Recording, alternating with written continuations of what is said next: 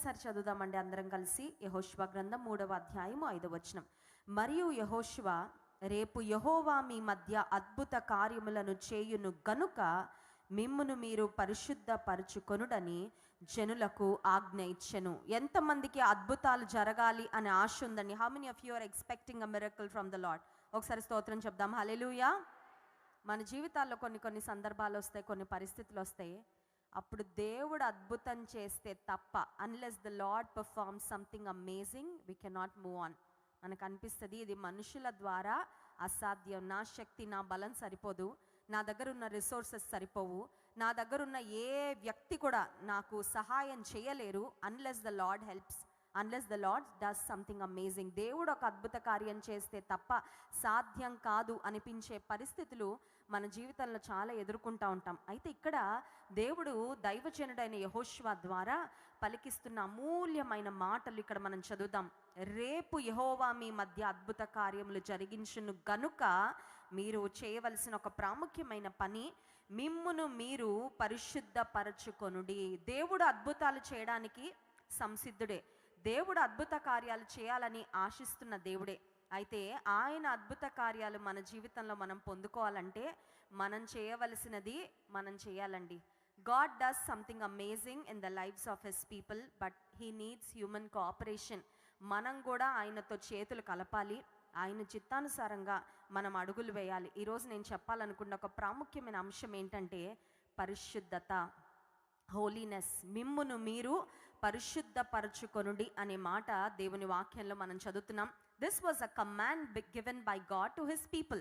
దేవుడు తన ప్రజలకు ఇచ్చిన ఒక ప్రాముఖ్యమైన ఆజ్ఞ. This is not an option. దేవుని వాక్యంలో కొన్ని ఉన్నాయండి, అవి ఎలా ఉంటాయంటే, నేను మిమ్మును బ్రతిమాలు కొనుచున్నాను. దైవజనుడైన పౌలు భక్తుడు సంఘాలకు రాస్తూ కొన్ని మాటలు ఏమని రాస్తారంటే, నేను మిమ్మును బ్రతిమాలు కొనుచున్నాను ప్రభు పేరట అని కొన్ని మాటలు అలా ఉంటాయి. కానీ కొన్ని మాటలు దేవుడిచ్చిన ఆజ్ఞలు, వాటిలో ఒక ప్రాముఖ్యమైన ఆజ్ఞ మిమ్మును మీరు పరిశుద్ధపరచుకోండి.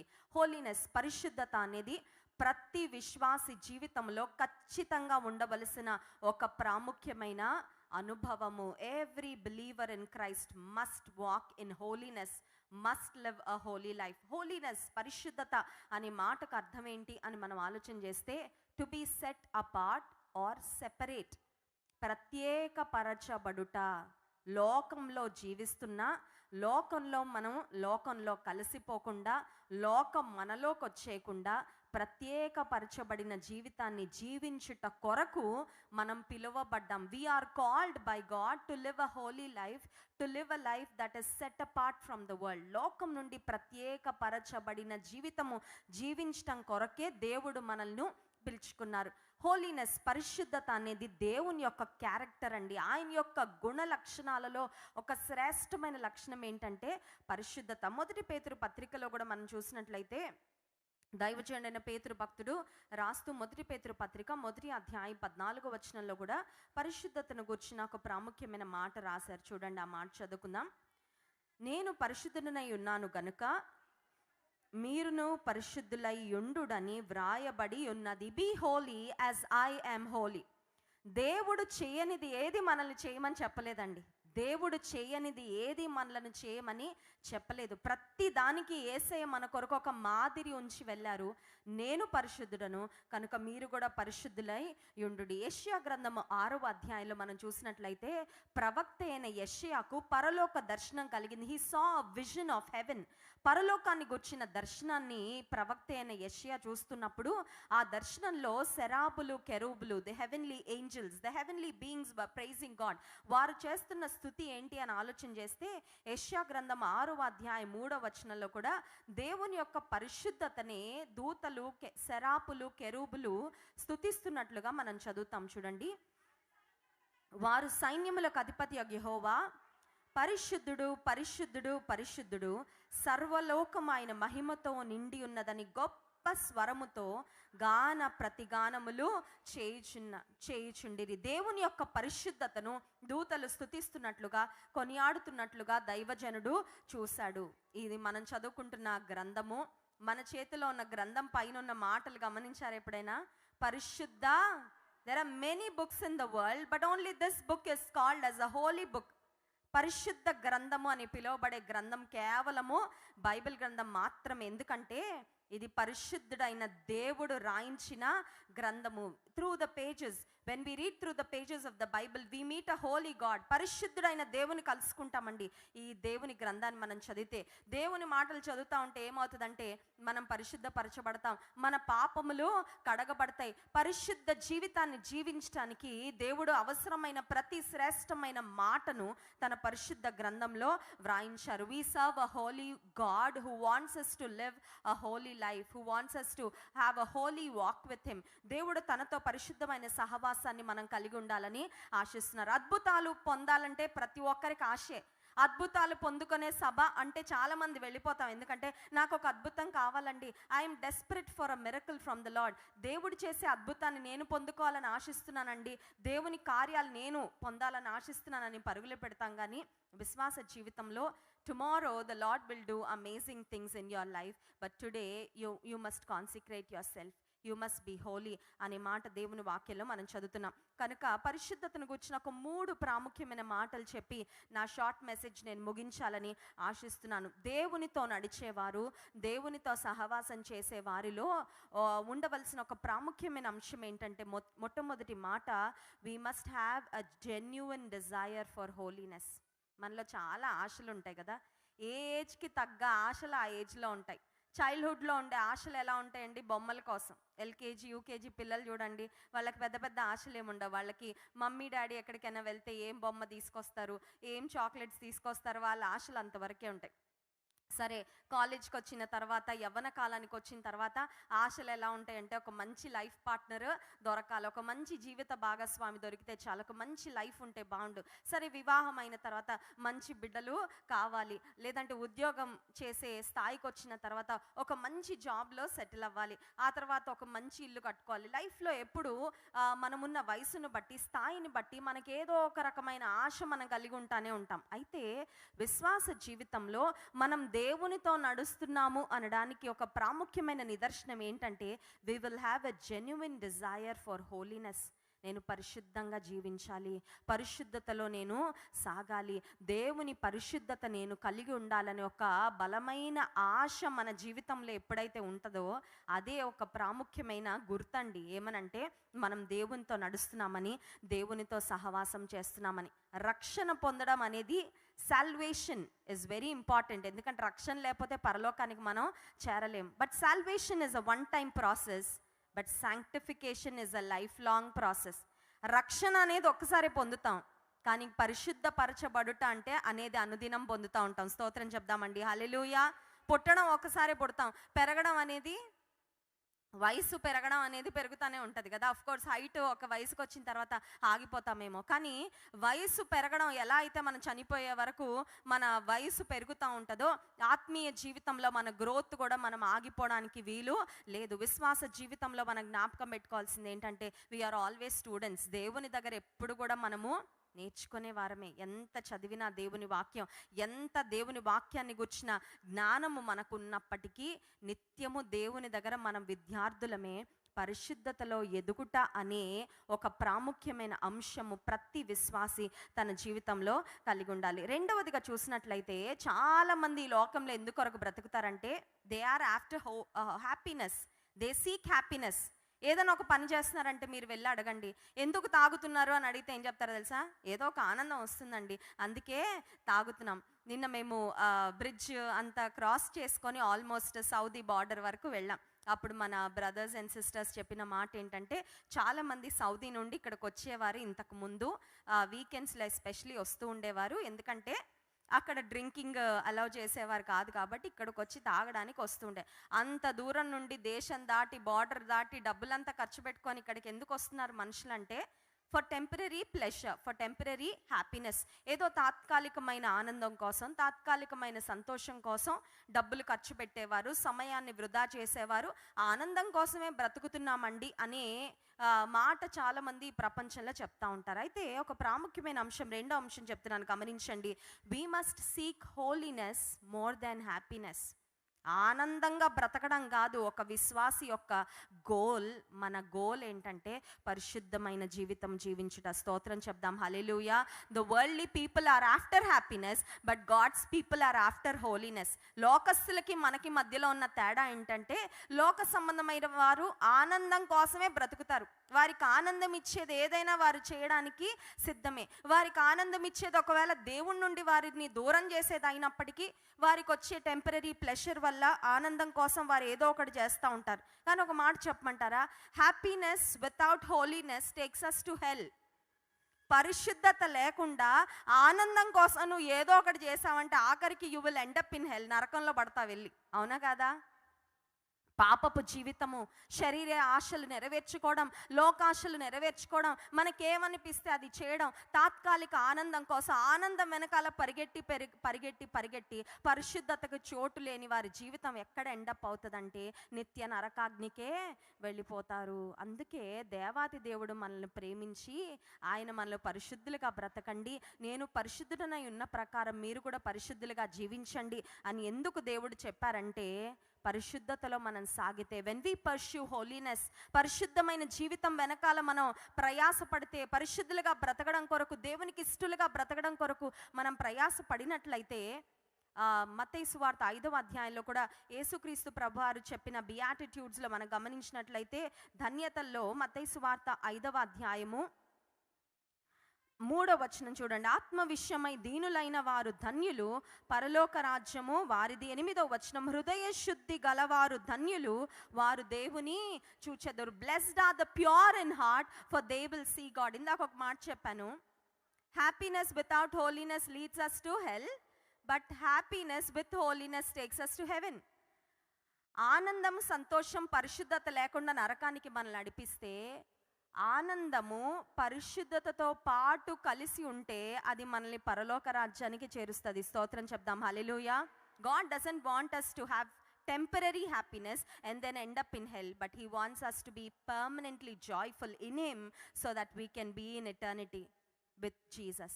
యేసుక్రీస్తు ప్రభువు ఈ లోకానికి వచ్చి మన కొరకు ఆయన రక్తం కార్చింది, ప్రాణం పెట్టింది. ఎందుకంటే ఆయన ఏదో మనకి తాత్కాలికమైన ఆనందాన్ని, టెంపరీ జాయ్ని ఇచ్చి నిత్య నరకాగ్నిలో మనం పడడం ఆయనకి ఇష్టం లేదు. కానీ హృదయ శుద్ధి కలిగి, పరిశుద్ధత కలిగి, ఆయనకి ఇష్టలుగా బ్రతికి నిత్య రాజ్యంలో యుగ యుగాలు ఆయనతో మనం సంతోషించాలని యేసుక్రీస్తు ప్రభువారు ఈ లోకానికి వచ్చారు. సో మొట్టమొదటి అంశము, have a genuine desire for holiness, Holi life. పరిశుద్ధమైన జీవితం జీవించాలనే ఆశ ఉండాలండి. ఎవరికి వారిగా ఒక ఇండివిజువల్ డిజైర్ ఉండాలి. ఏమనంటే నేను పరిశుద్ధమైన జీవితాన్ని జీవించాలి, దేవునికి ఇష్టమైన బ్రతుకు నేను బ్రతకాలి అనే ఆశ. రెండవదిగా మనం చూసినట్లయితే seek holiness more than happiness.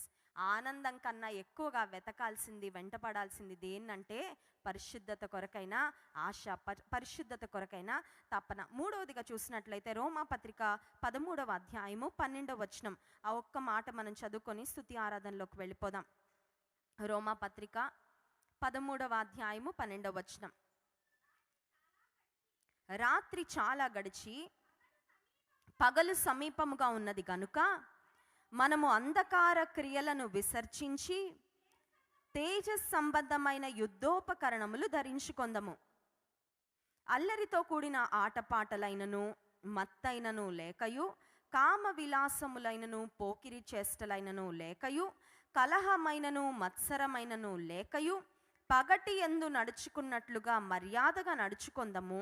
మెట్టుకు ప్రభువైన యేసుక్రీస్తును ధరించుకొనిన వారై శరీరేచ్ఛలను నెరవేర్చుకొనుటకు శరీరము విషయమై ఆలోచన చేసుకొనకుడి.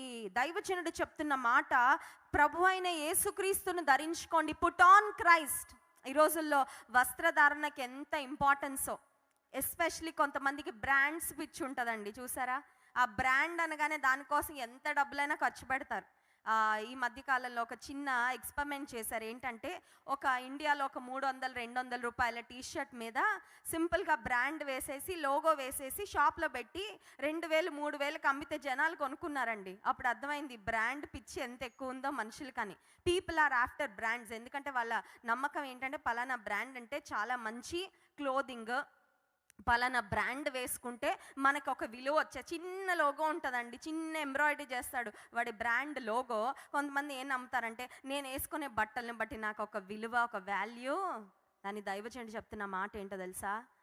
క్రీస్తును ధరించుకోండి. Put on Christ. మనం ఏం ధరించుకుంటామో మనల్ని చూసిన వారికి అదే కదా కనబడేది. ఈ లోకంలో మన గురి, మన గమ్యం, మన గోల్ ఏంటో తెలుసా? ప్రభుని చూపించటం. మిమ్మల్ని మరి మీ కుటుంబాలలో దేవుడు మిమ్మల్ని ఆశీర్వదించి, ఆర్ అట్లీస్ట్ మీ కుటుంబాలకు ఒక బ్లెస్సింగ్గా ఉండడానికి దేశానికి మిమ్మల్ని దేవుడు తీసుకొచ్చాడండి. You know why? To show him to the world. Bahrain దేశంలో క్రీస్తు ప్రభు తెలియని వారు ఎంతోమంది ఉన్నారు. వారికి ఆయనను చూపించడానికి మిమ్మల్ని ఇక్కడ తెచ్చాడండి.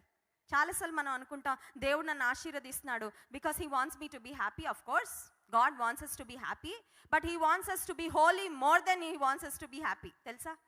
మన ఆనందాన్ని ఆయన కోరుకుంటున్న దేవుడు, కానీ మన ఆనందం కన్నా మన పరిశుద్ధతను ఆయన ఎక్కువగా కోరుకుంటున్నాడు.